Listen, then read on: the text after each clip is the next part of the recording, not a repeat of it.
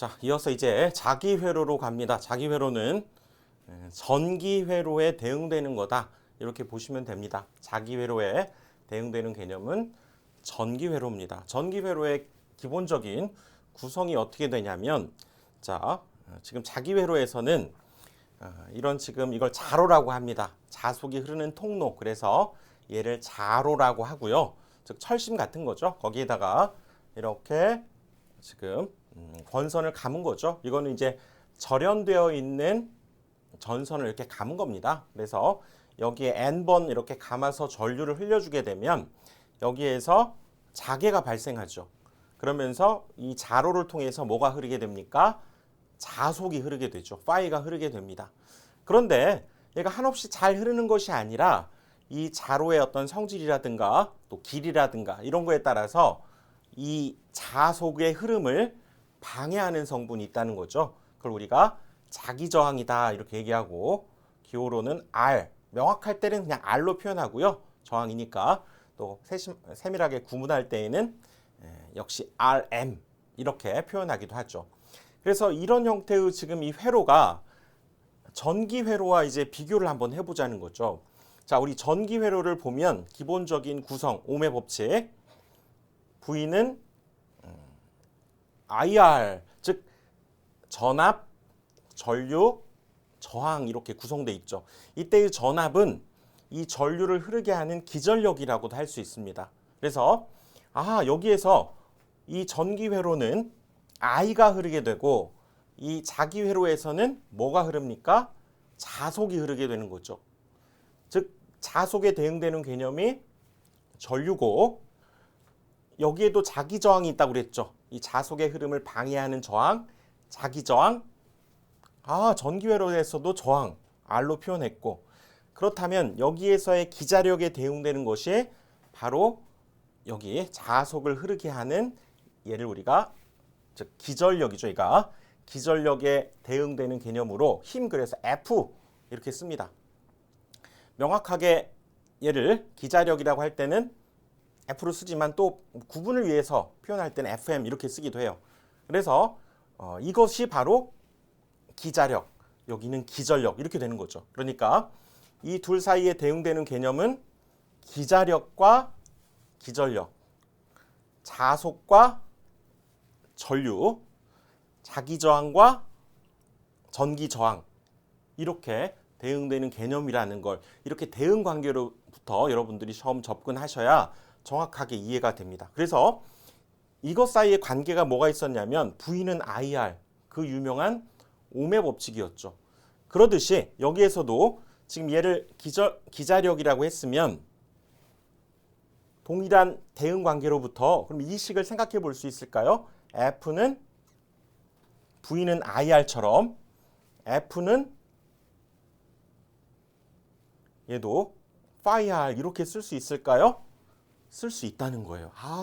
ohm의 법칙과 동일하네. 그래서 이것을 우리가 자기회로의 ohm의 법칙이다 이렇게 얘기하고, 기전력, 기자력, 전류, 자속, 자기저항, 전기저항 이렇게 얘기합니다.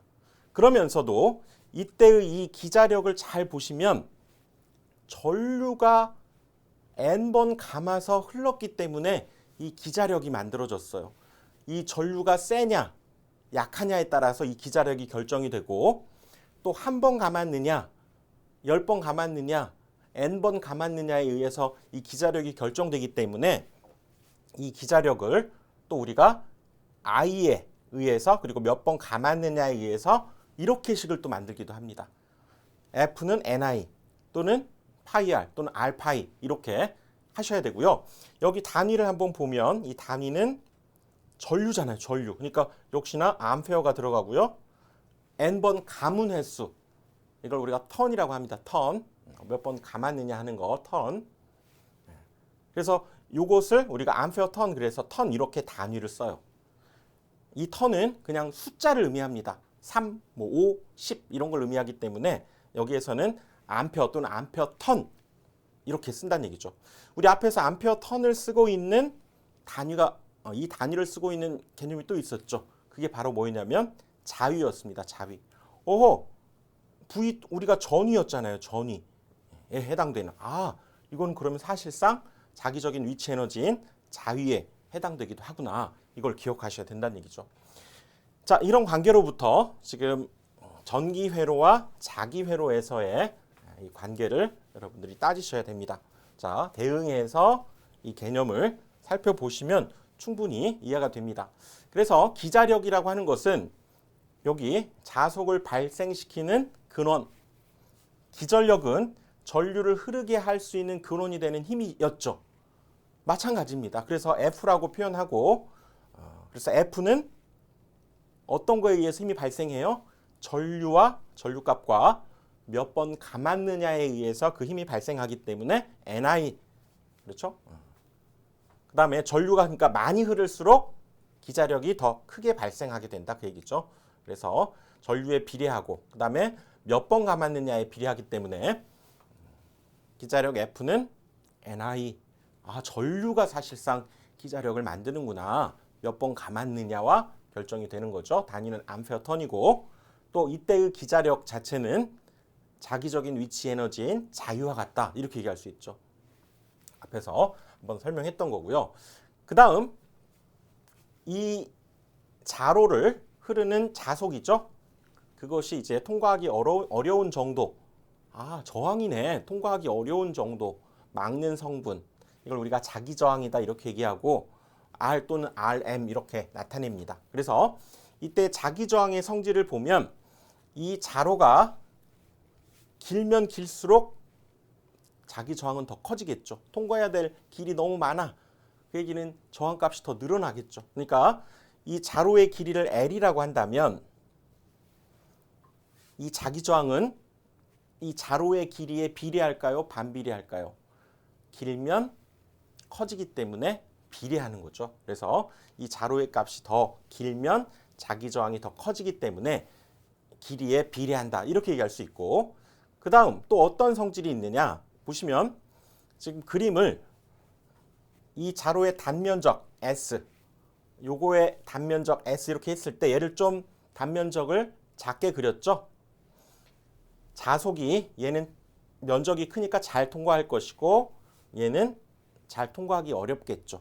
그렇다는 얘기는 이 면적이 작을수록 통과하기가 어려우니까 자기 저항은 커지죠. 그래서 면적과 자기 저항 사이에는 반대니까 반비례하는 성질이 있다 그 얘기죠. 그렇죠? 면적과는 반비례하고, 그 다음 또 한 가지는 이 자기 저항을 보시면 자, 이 물질을 다른 걸 써봤습니다. 여기에서 투자율과 U, 그렇죠? 여기에서의 투자율을 뮤라고 했을 때 당연히 투자율은 뭡니까? 투자율이 크다는 얘기는 자속이 잘 통하니까 자기 저항은 작아진다 이렇게 볼 수 있죠. 그러니까 둘은 반비례하기 때문에 R과 뮤, 투자율 사이에는 반비례 관계가 성립해서 역시 이렇게 우리가 생각해 볼 수 있습니다. 그래서 이걸 결론적으로 이 값들을 정리를 이제 해보니까 최종적으로 자로의 길이와 단면적과 투자율의 관계가 되고, 아까 우리가 얘기했던 세 가지 요소를 이제 한 번에 적어보면 자기 저항은 길이에 비례하고 단면적, 투자율에는 반비례하기 때문에 이렇게 우리가 얘기할 수 있습니다. 그리고 단위는 여기가 그렇죠? 단위는 암페어 턴 퍼 웨버 이렇게 됩니다. 암페어 턴 퍼 웨버 이렇게 되고요. 그다음 이거는 헨리의 역수이기도 합니다. 헨리의 역수.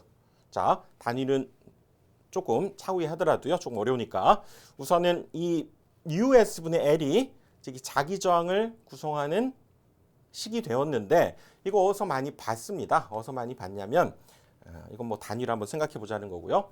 자, 어디서 많이 봤냐면 우리 전기 저항에서도 이거 있었습니다. 앞에서 전기 저항을 만드는 요소가 고유 저항, 로라고 했죠. 그리고 단면적, 전선의 단면적에는 반비례했고 길이에 비례해서 이 식 앞에서 우리가 공부했었습니다. 그럴 때 이때 K라고 하는 것은 도전율 또는 전도율 이렇게 얘기하고 이것은 고유 저항과 역수 관계이기 때문에 로 대신에 K분의 1을 써가지고 이렇게도 표현할 수 있다는 거죠. 그래서 이때의 고유저항 기억나십니까? 어떤 물질이 1제곱미터에서 또 길이 1m일 때의 저항값. 그래서 도전율은 그 고유저항의 역수니까 이 식을 우리가 만들어낼 수 있었고, 가만히 보시면 전기저항에서의 이 값과 자기저항에서의 이 값이 S분의 L, 여기도 S분의 L 동일하네. 그리고 도전율 K가 있다면 투자율 뮤가 있기 때문에 형태가 동일하다는 걸 알 수가 있죠. 자, 이것도 같이 여러분들 가져가시면 일석이조 하나로 두 개를 가져가는 겁니다. 자, 요거 기억해서 외웠다면 자기저항도 그러면 도전율 대신에 투자율 뮤 S분의 L 이렇게 공식을 생각해낼 수 있다는 거죠. 그래서 이 자기저항은 이렇게 전기저항과 대응되는 개념으로 여러분들이 생각을 해주셔야 되고요. 이것을 전기저항에서의 전기회로에서의 오음의 법칙 이렇게 얘기했듯이 자기회로의 이제 오음의 법칙은 기자력, 자속이 흐르고 자속을 방해하네, 기전력, 전류가 흐르고 전류를 방해하네, 이렇게 이것을 자기회로의 이게 오음의 법칙 이렇게 얘기합니다.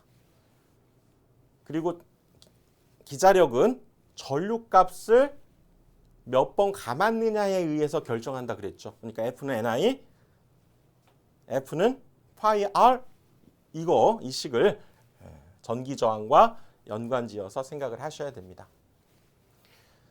그래서 이걸 우리가 자기회로의 이제 오음의 법칙이다 이렇게 얘기하는 거죠. F는 NI, R 파이 또는 파이 R 이렇게 기억을 하셔야 돼요. 그래서 이게 만약에 생각 안 나면 전기회로의 오음의 법칙 V는 IR이니까 얘는 기전력 그러면 기자력을 쓰고요. I가 흐르면 파이가 흐르고 저항이 여기도 저항이 있으니까 이것이 자기회로의 오음의 법칙 이렇게 되고, 여기에서 만들어지는 이 기자력은 뭐에 의해서 전류가 흐르기 때문에 또 N번 감았기 때문에 만들어지기 때문에 그래서 기자력은 NI다, 암페어턴이다 이걸 기억을 하자는 거죠. 자, 이거는 이 식을 변형한 거에 불과합니다. 그러니까 여기에서는 따로 하지 마시고요. 이 개념을 확실하게 전기회로와 비교하면서 기억을 하시면 되겠습니다. 자, 그 다음 우리가 전에 한번 배웠는데 이 저항의 역수를 우리가 컨덕턴스라고 한다고 그랬죠. 보통 G로 표현하고 컨덕턴스 이것도 용어 기억을 하시고요. 그 다음에 이 자기저항의 역수는 그럼 뭘까 하고 봤더니 이거는 퍼미언스라고 합니다. 퍼미언스. 그래서 자기저항의 단위가 헨리분의 1이었잖아요. 그러니까 이거는 그 역수인 헨리가 되겠죠. 단위는. 자, 그 다음에 이거는 카패시턴스의 역수 기억나십니까? 이걸 우리가 엘라스턴스라고 한다고 그랬죠. 엘라스턴스. 자, 이건 컨덕턴스, 얘는 퍼미언스, 얘는 엘라스턴스라고 하는 것도 기억을 한번 해보시고요. 자, 그래서 정리를 해보면 기자력은 자속을 발생시키는 근원이 되는 힘입니다. 뭐에 의해서 자속이 발생한다고요? 전류가 흘리니까. 그리고 몇 번 감았느냐에 의해서 결정되기 때문에 F는 NI, 암페어턴 이렇게 되고요. 자, 자기저항. 여기에서 자속이 통과하기 어려운 정도. 그래서 뮤 S분의 L. 자, 전기저항은 뭐라고요? 얘는 KS분의 L 또는 로의 S분의 L 이렇게 얘기한다고 그랬죠. 같이 비교하면서 생각해 주시면 좋습니다.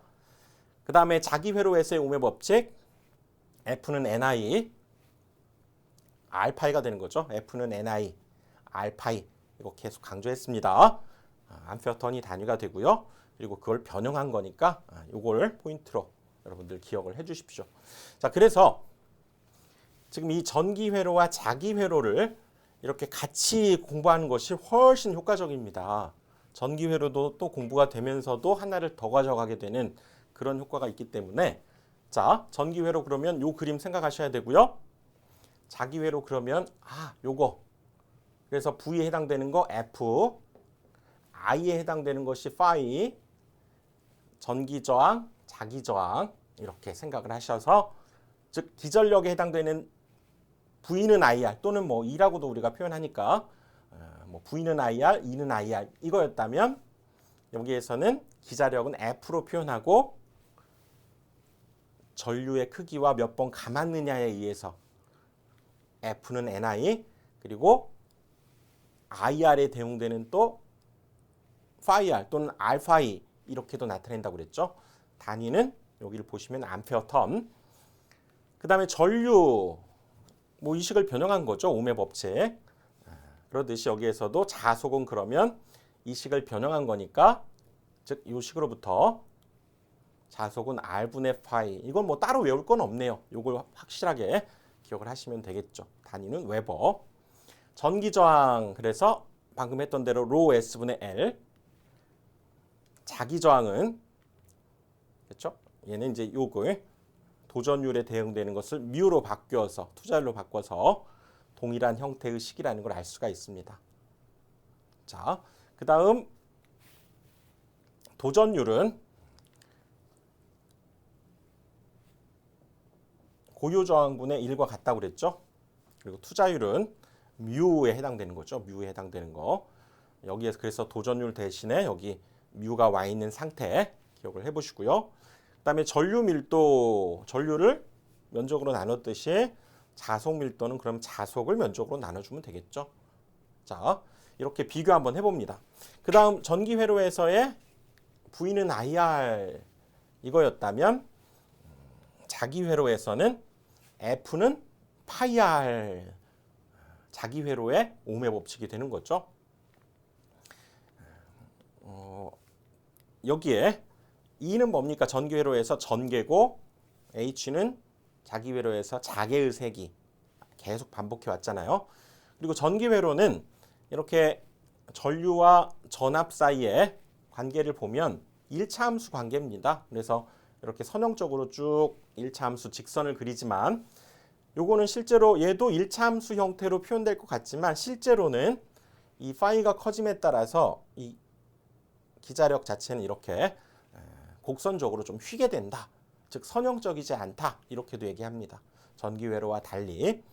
그리고 여기에서는 누설 전류가 거의 없다는 것은 이 우리가 전선을 만들어서 이런 회로를 만들었을 때 밖으로 이렇게 새는 전류가 없다는 거예요. 거의 없는데 얘는 이렇게 자속이 이렇게 흐르면서 이 밖으로 새는 자속들이 좀 있다는 거예요.